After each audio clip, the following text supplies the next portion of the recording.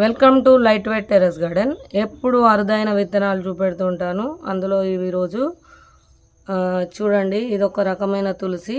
వాటి విత్తనాలు ఇవి ఎంత బాగున్నాయి చూడండి. వీటి పేరు పగడాల తులసి అంటారు. చెట్టు నిండా బోలెడు కాస్తాయి. చూడడానికి కూడా చాలా అందంగా ఉంటుందండి చెట్టు మాత్రం.